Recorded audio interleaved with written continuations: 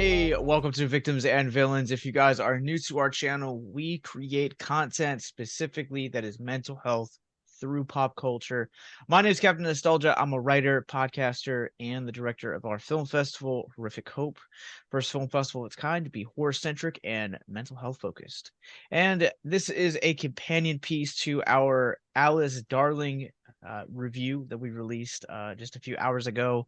And I am joined by my friend from the feelin-film-podcast, Mr. Aaron White. How are you doing, sir? I'm good. Thank you for having me back. I can say that. Yeah, so Aaron, a couple years ago, shared his story of how divorce affected his mental health. Strongly suggest that episode. Go check it out, and go check it out, Feel and Film Podcast, because it's a great companion to what we do here for Victims and Villains. But before we jump into this discussion on the movie, Aaron, tell us a little bit about what helps separate Feel and Film from other movie-based podcasts. Oh gosh, that's pressure. Well, I will say that what we like to do is approach things from a more positive perspective. We have gotten to the point, my best friend and I, who do one deep dive episode per week where we go full spoilers, and we really just are essentially going into a podcast much like we would have if we were sitting around talking to each other 1v1 about a movie. And we've kind of gotten away from doing movies that we're super critical of, just because we like talking about things we enjoyed more. And we like to focus on the things about movies that make us feel something, to be very blunt and to be on point with the name of the podcast. So we like our emotional takeaways from movies. I mean, we'll acknowledge technical quality and things like that, of course, when it matters, but we're way more interested in what a movie does to us, how it affects our soul, how it affects our psyche, and things of that nature, than we are whether it is perfectly CGI'd, for example, or something like that. So that's kind of how we approach things.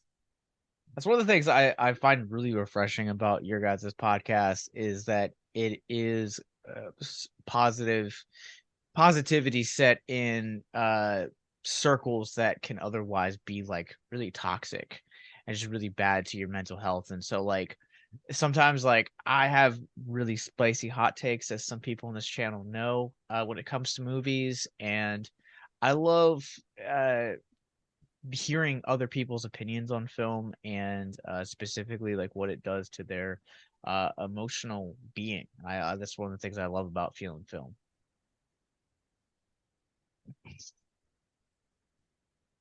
All right, well, let's jump into Alice Darling. I've already shared my thoughts, but Aaron, if you would be ever so kind, what are your thoughts? Because we haven't really kind of talked about this, whether or not you liked it or not. Well, I did like it. Or, okay, this is a great example. I will say this. I did not like the experience of watching the movie very much. I've actually watched it twice. I had watched it previously, then you mentioned coming on for this show. And so I did a little refresher viewing. And I don't, sorry. It's on Do Not Disturb. How does your phone ring when you're on Do Not Oh. Disturb? Technology, man. I don't get it. So I started doing my little refresher viewing. This is not a movie that I probably would have rewatched had it not been for talking to you about it. It's kind of a one-time experience, kind of film for me, but I found it to be extremely powerful and very moving. And I think that what I got from it mostly was an experience in a way that I don't really think I've seen in a film before, quite like this.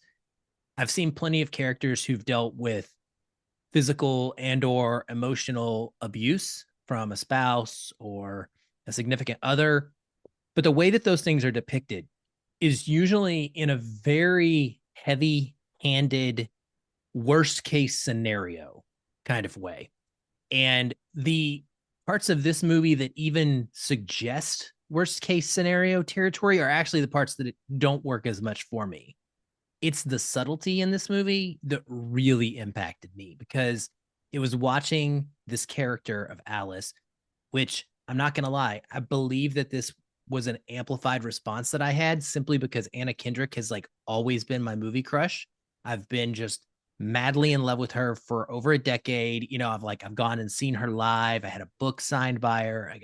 She's always been my person, right? And so Sure. to watch someone like her go through this, I was taking it sort of personally as a super fan. Mm. And that made it worse because it almost felt like a true loved one that I was watching, my own family member, my own friend.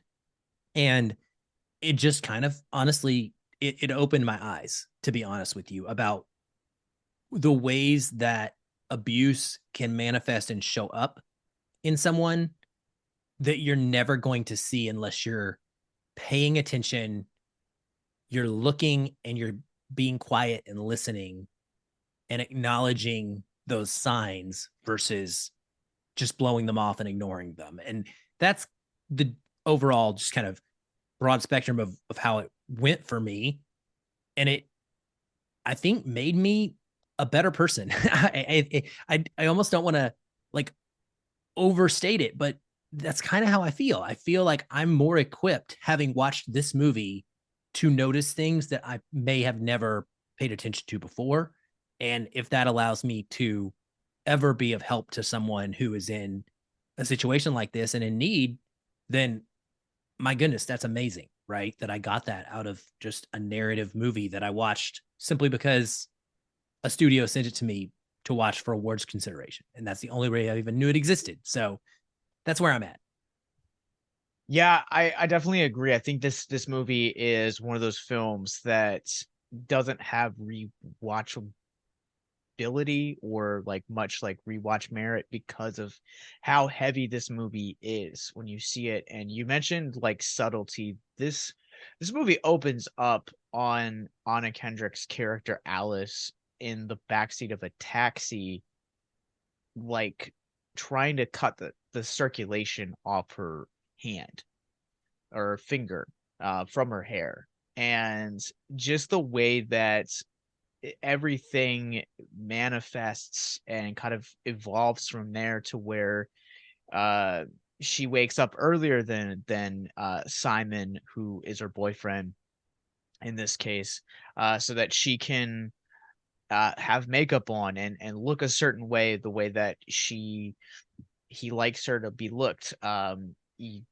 Sophie and Tess, who are the best friends in this movie, are they notice that like, oh well, he's very possessive of you. He doesn't like you to have friend, not necessarily that he doesn't want to have friends, but he just doesn't want it to be to this level of uh you when you're free, you're essentially like mine, like I come first kind of thing. And he's very territorial, and you kind of see that erupt when I guess we'll jump into spoilers now. So if you guys haven't seen it yet, you guys are watching this video, it is going to be out everywhere in limited release and I believe VOD to some extent, beginning this Friday, January 20th, from Lionsgate.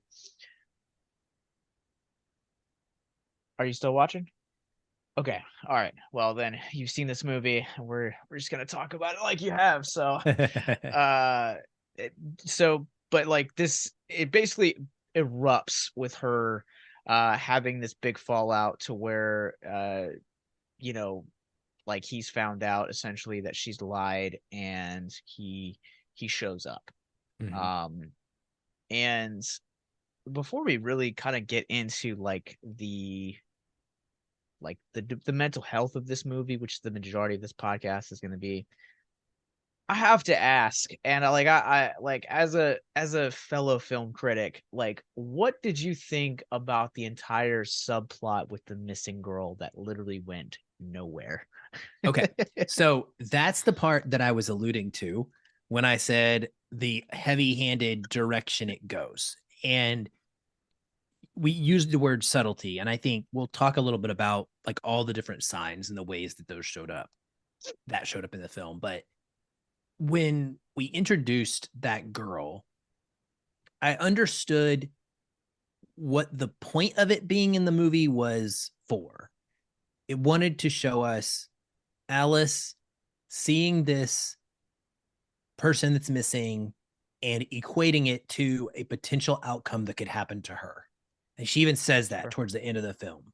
She very briefly mentions it and kind of vocalizes that. But that's what it's for. It's for us to immediately draw a line between she's being mentally abused or emotionally abused, maybe somewhat physically abused, and definitely manipulated emotionally. And if this continues, she could end up dead. And I thought that that was a harder thing for me to buy based on the information we had of their relationship to this point, because the most physical abuse we had seen from him was really kind of in the sexually, pushy way. I think we hadn't seen him like hitting her like we would in most movies like this about domestic abuse. And so I didn't get the sense that, I did definitely feel that he was controlling to the point where he might hurt her. It's a big jump to go to girl missing. She must have been killed by her partner. And so therefore I'm scared kind of, connection. And so I didn't particularly like those things be the way that they were put together in this. But I also think, Josh, that is because the narrative is thin. This is an experience movie and it's only 80 something minutes. And that's with that subplot. So like you just didn't have a lot of places to go with it from a plot standpoint.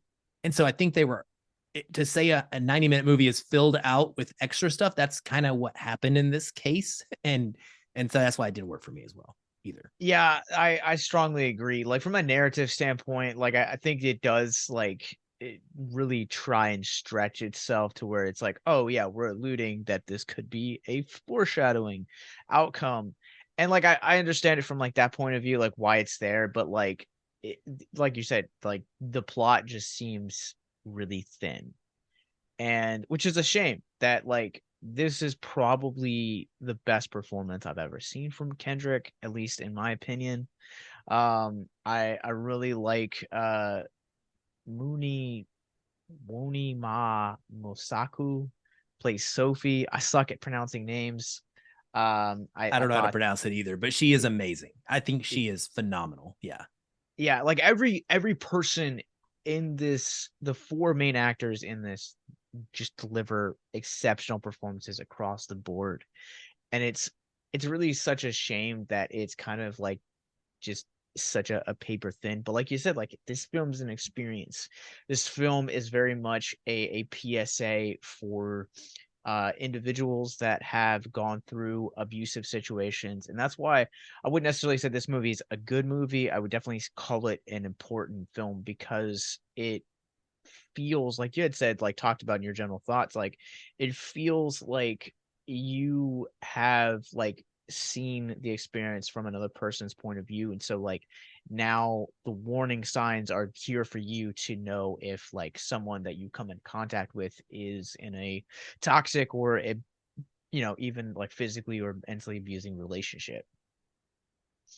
Yeah, exactly. And I mean, even when with regards to how the story winds up, it doesn't really end. It just shows them taking a moment of a stand.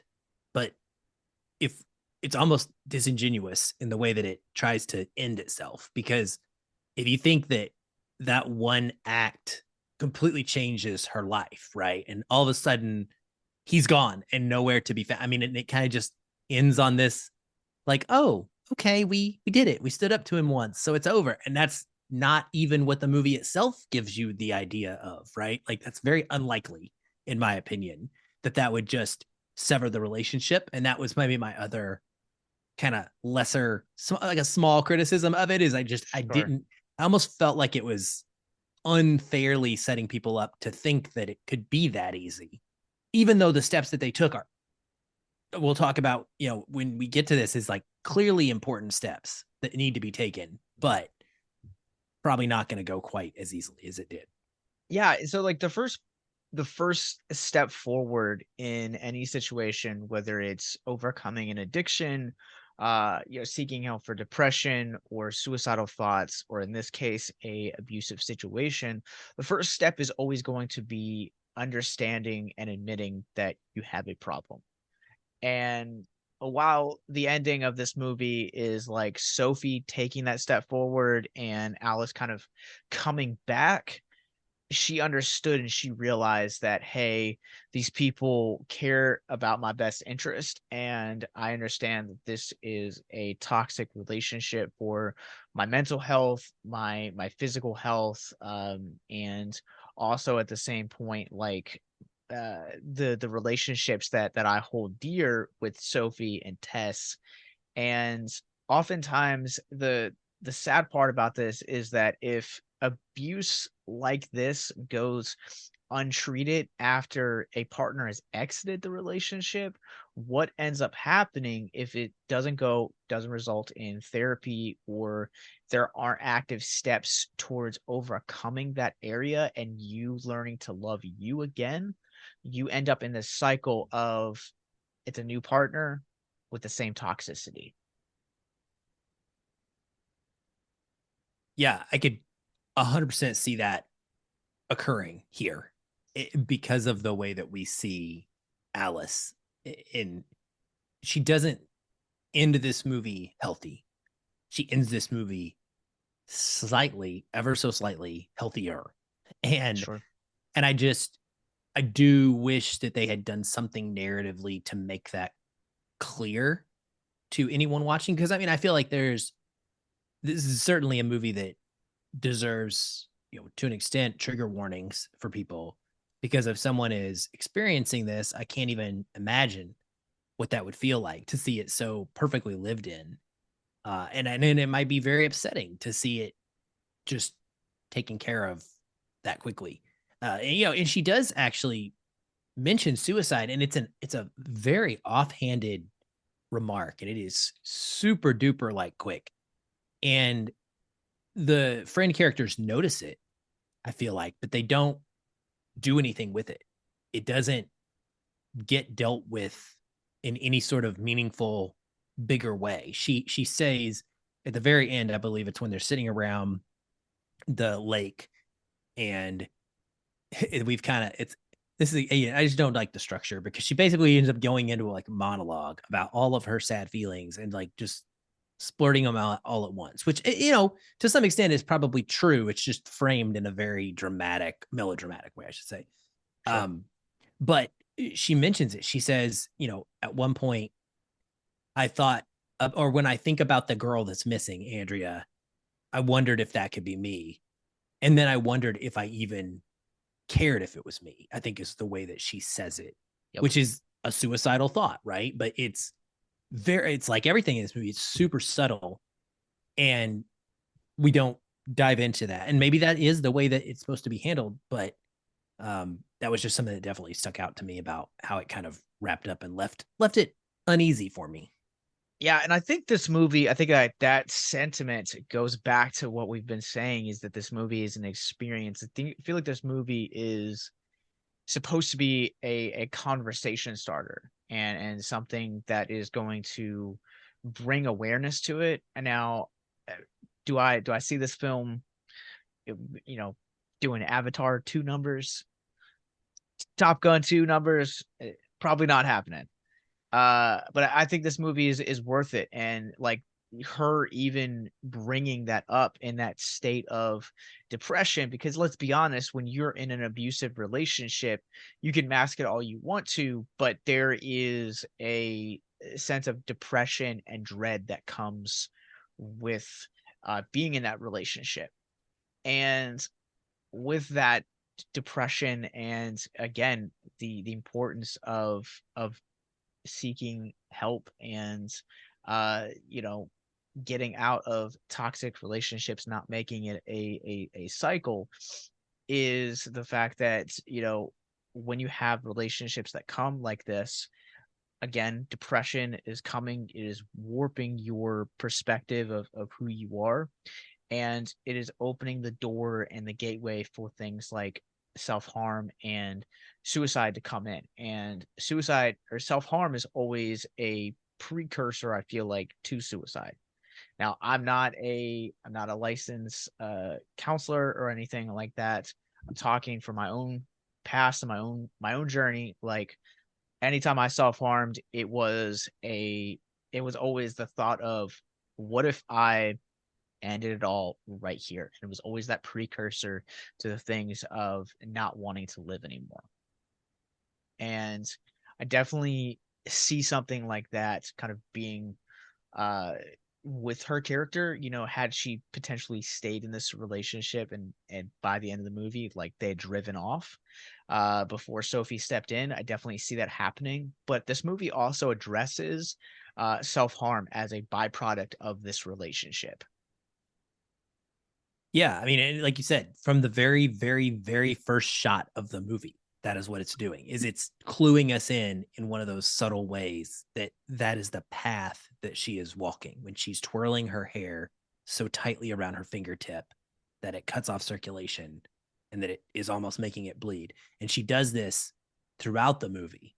And it's not even until the middle of the film that we really kind of understand how her eating has become disordered as part of this as well, and how her image of herself, her body, has become warped because of this, and she harms herself essentially by doing that. She just refuses to eat certain things. And I think, to me, like I said, that's the subtlety of this, is where it's just so powerful. I mean, even in the opening scene, I just think it's one of the so well shot, so well like put together, the way Yeah. that it goes down, because she's got these nonstop texts coming from Simon while she's sitting at the table with these two friends. They're trying to have just drinks out and get together. And this is, again, when I talk about cluing you in, this is something you very well may experience with your own friends. Do they have a significant other that won't stop texting them? And then another one that really specifically touched me, or impacted me, was when she goes into the bathroom. I think she does this a couple different times in the movie, but during this meal, she goes into this date, she goes in the bathroom and she takes pics of her chest to send to him. And all I could think about was, I'll own it, all the times that I had a girlfriend or when I was married, and I'd be like, oh, I'm in a mood, send me sexy pics, right? Maybe they came back, maybe they didn't. Never once did I ever think about what it was like for the person on the other side of that Mm. phone getting that request. What were they doing in that moment? Could they do that in the moment? Like, was it comfortable, or were they doing it just to appease me? And the way that we watch her deal with this, man, it was the least sexy thing you could ever have imagined. But what the result of it is Simon getting a picture of her chest that for him is arousing. And it was just, I just thought that was a beautifully constructed way to show something that we typically selfishly look at from a completely different angle. And that was a great example of it. Absolutely. Like our culture thrives on sex. And from someone that has been on the as you said, like the receiving end of, hey, I'm in the mood, like, send me pictures. But also, I'll flip it and also go on the record and say that I've done that. I've sent out those pictures before, and it is absolutely as, like, just ugly and, like, not attractive as this movie appears. And the things, and for anyone that has sexed it, the things that go through your mind in that moment as soon as you hit that send button is this am I good enough right now? And you start questioning your own value. So you start to take things into question that you don't typically take things into question, like, was the lighting right? Is the angle right? Is this going to be as arousing to them as they were to me? Like, does it match that? And I think it's kind of something that I'm really glad that this film does, because, like, it also shows, like, the controlling nature of Simon over Alice, but also at the same time, it it really is daring in that fact that, like, we live in an age now of subscription based amateur porn with OnlyFans and cam girls and e-girls and name whatever you want to. And so here comes this movie that is daring to show that this actually has an effect on women's mental health. And also, having just finished HBO's The Vow, one of the things that's a docuseries that dives into Keith Raniere and the cult of Nexium. And for those of you guys that don't know, Nexium was a sex cult, and it was specialized in human trafficking. Allison Mack from Smallville got involved, and Keith Raniere, their leader, had a very particular taste, and so he would basically condition young ladies into falling into his specific taste. And scenes like the sexting aspect of this, or her having an eating disorder and bringing harm to herself in that way, you also get to kind of see that Simon has conditioned her to be this way as well. Yeah, and he does this throughout. And again, it's the subtlety in how we see it presented to us that is so brilliantly done, because it's like one time we see things or we hear a line of dialogue and we have to pick up on that. It's asking you to understand the context clues. It's like the eating disorder. She doesn't come out with the fact that isn't like in our face until the event at the cabin, when they're asking her about eating something and she's like, no.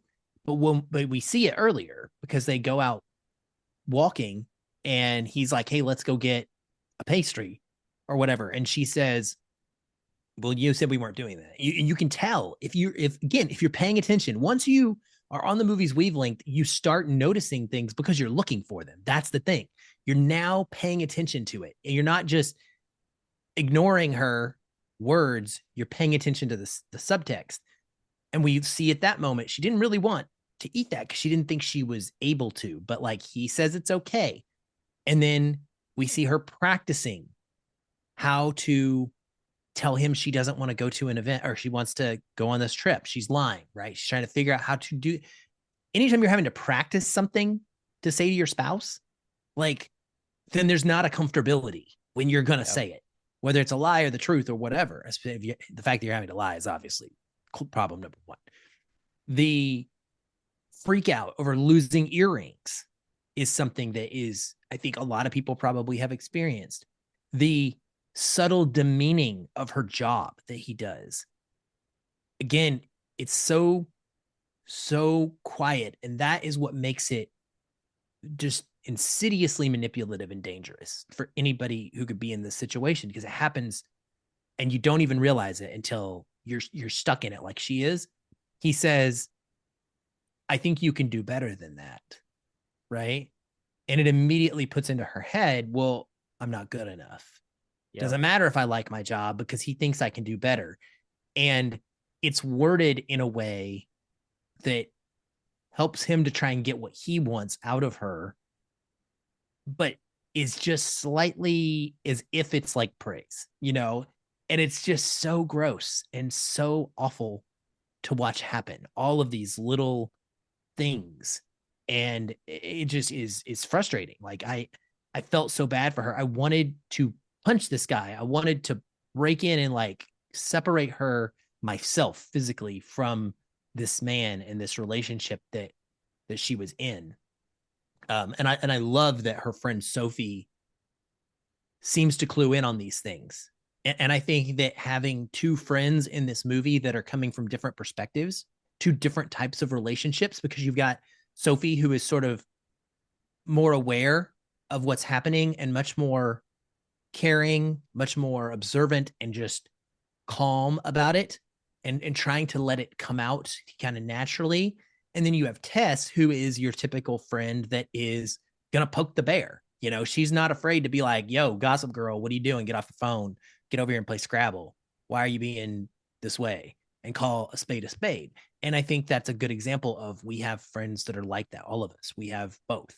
And in the end, both have their value, and both play a role in supporting her and helping her take steps forward. Yeah, the communal aspect of this with Sophie and Tess, I feel like is really important, because we talk here about a lot here about the importance of community and making sure that you are finding a healthy community. And I think that the differences in the dynamics are seen so early in this movie. Before they go up to the cabin, there is Simon is having a art show, and I know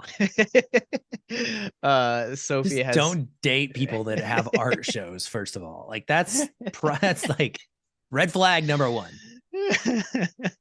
um I mean, give it a few years, people will say don't date anyone with a podcast, and then we're all doomed. That's fair.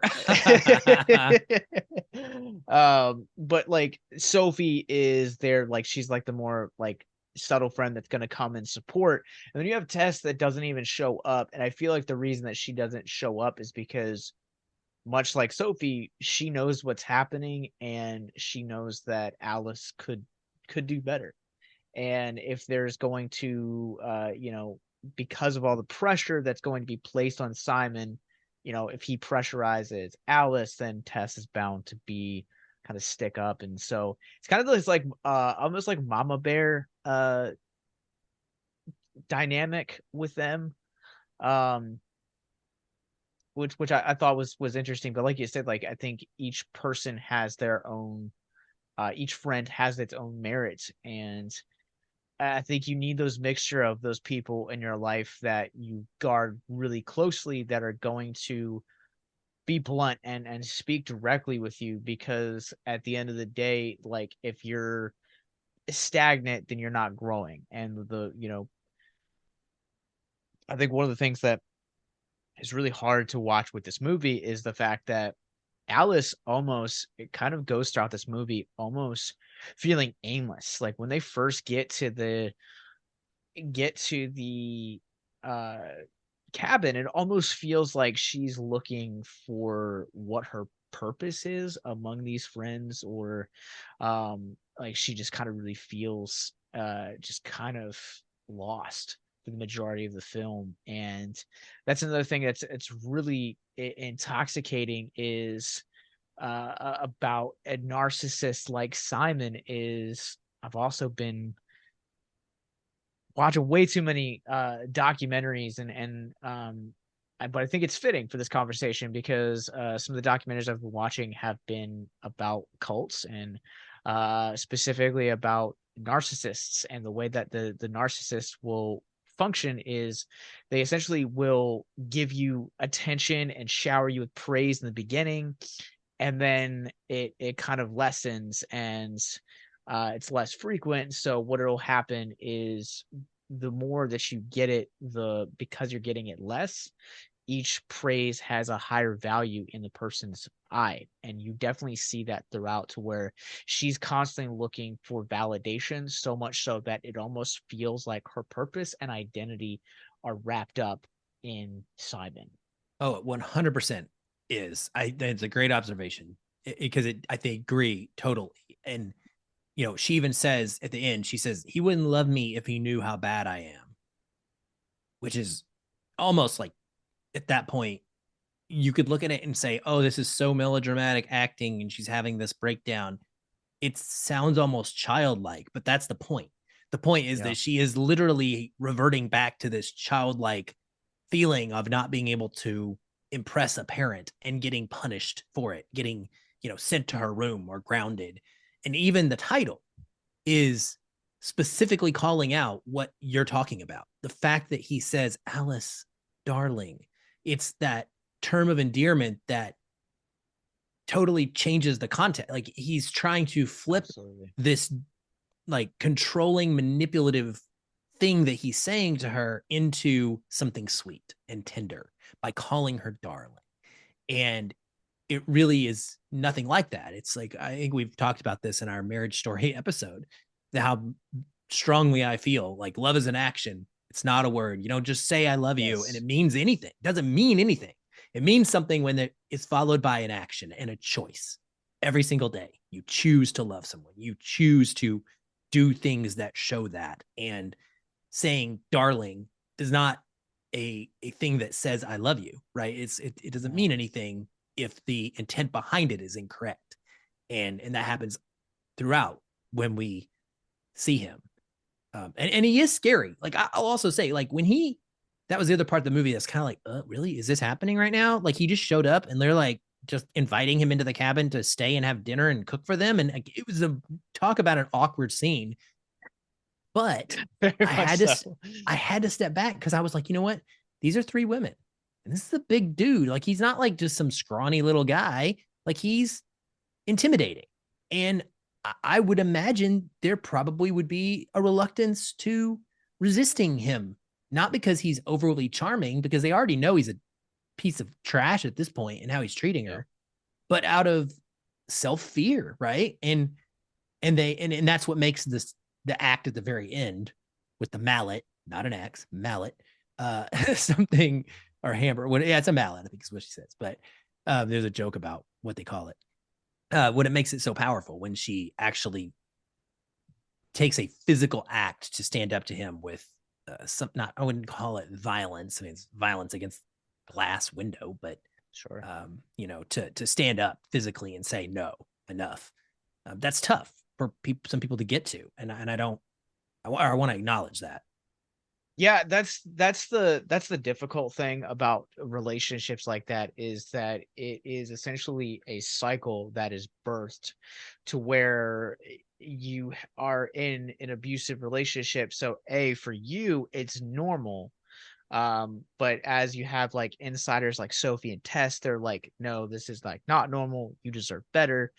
And then you get these like thoughts of, like you had said, like, well, I'm bad, like how could he love me, kind of thing. And so you have this fear of like basically like him leaving, to the point so much so where when they're going to the cabin she has this violent reaction that actually makes her throw up because she's lied about it.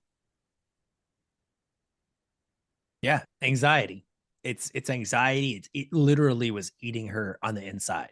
And I think it just goes to further show like how deteriorating it is for her, like bodily and mentally, right? Yep. And emotionally. She is her complete person is completely breaking down at this. And she's trying. So this is another thing that I found really interesting in the subtlety. They show two scenes in which she's running, both of which she is listening to a mental health podcast. Maybe she's listening to Victims and Villains. You just never know. But she is literally listening to a podcast that is giving her advice on how she should be treated and what kind of things she should be looking out for, that are like, she is aware of it and yet unable to save herself. Like that's what I got out of that, was she is aware enough to be listening to this podcast about it and knowing that that is what she is experiencing and yet unable to take these steps to combat it by herself. It takes someone else. And a lot of people will just kind of throw it away and be like, oh, well, why didn't you pull yourself out of that situation? And I think we're getting further along, and less people believe that's the answer, to where you just look at someone in an abusive relationship and say, well, why didn't you just leave? This is why you didn't just leave, right? It's like this whole encompassing thing that you can't just step out of. You have to have help, which is what your podcast is all about, is making sure people understand that. Yeah, and it's kind of like almost like this equivalency of being handcuffed to a chair and the keys are right in front of you. Like you absolutely know the steps and you're aware of everything that's going on, and but yet also at the same time, like in your mind, your anxiety and your depression are telling you that it's not really that easy. And they're almost handicapping you from proceeding and moving forward. Yep, that's what I got out of it for sure. And that's where I got my ideas of like, I need to pay attention. I need to look for these things, even when I don't think I need to look for them. I think that that's an important thing is when you assume everything is fine, that you're not going to see anything, right? Yeah. It doesn't mean be overly critical or scared of every little thing, but you can check in with people, and the way in which they answer will inform how you can proceed next, right? And it's important to do that. And if you truly care about people in your life, that's if we all did that, man, if everybody kind of took that same approach with their own individual circles, then it would just be this big overlapping of concentric circles where everyone would get the attention that they needed to make sure that they weren't falling into something like this, because everybody would have a support system, which maybe it's a pipe dream, but that would be amazing. Yeah. And I also too, like, I feel like we've talked about how this movie is an experience. And I think one of the things that makes this a visual experience is the way that I imagine individuals currently in a abusive or toxic relationship, to where they constantly have these flashbacks, that when everything's right in front of you is going fine, you have these taxbacks, you have these flashbacks playing in your head to the point of, oh no, but remember that time that you messed up. And I think this movie does that, captures that really well, to where, like, that's really what was really effective for me, was like the flashback sequences to previous engagements that Alice and Simon had, where she was kind of found in the wrong from his point of view. Yeah, I agree. I agree. It definitely goes to show that it is not something that just happens instantly either. It is over time, right? It is like what's the word that they use in when we're talking about like sexual abuse? Not I wanted to say breeding. It's not breeding. It's definitely not breeding. It is grooming. Grooming. Grooming, yeah. It's essentially grooming behavior, right? Where it just gets tighter and tighter and tighter around her, to the point where we end up meeting her in the story. It doesn't just, you don't just meet somebody and it happens. It's not Yeah. like that. Yeah, and so as we're winding down, I have a quick list that I've come across for warning signs of someone that is in an abusive relationship. Uh, I'm just going to run through them real quick, and then give you guys some resources where you guys can find resources for anyone that's currently in either an abusive relationship, whether that's emotionally, physically, or sexually. Those links will be in the show notes below.